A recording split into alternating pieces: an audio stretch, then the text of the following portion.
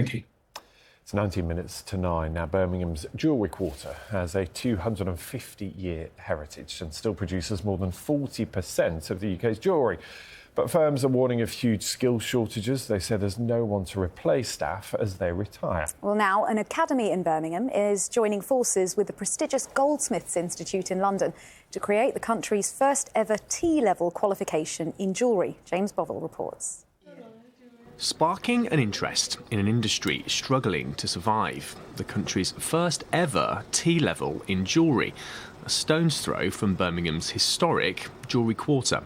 They're making wearable pieces of jewellery, handcrafted, learning ancient techniques which will see them through and also support our jewellery industry so it continues. We use so many different people to produce one piece of jewellery, and if a piece of that puzzle is gone, then we're losing something really quite precious.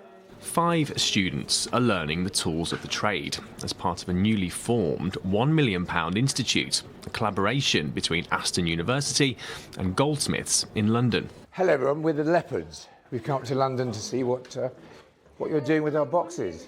Today, a visit from jewellery royalty.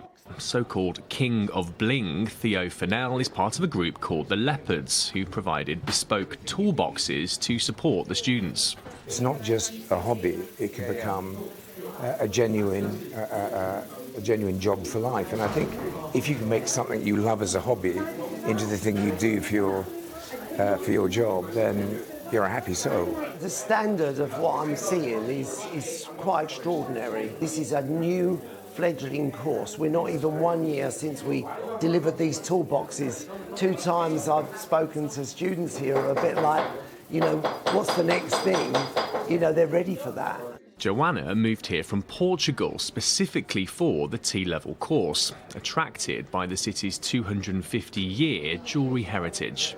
I've noticed more and more after coming to this course, after being in the Jewellery Quarter, that it is a dying art and there's not a lot of people that do it. When I went to Toy Kenning and Spencer, the only engraver they had, he's 86. So why wouldn't I try to join and help out these businesses? I originally came to this school looking for mechanic engineering, but I met my teacher. She said, try jewellery, it's kind of like miniature engineering, and I'm so glad that I did pick it because I really enjoy it. As well as the T-level course, the equivalent of 3 A-levels, a group of younger Year 10 students are having a go too. I'm most proud of a ring that I made for my mum because, I put a lot of hard work into it and I made her really happy, yeah. It was kind of a swirly design that I made.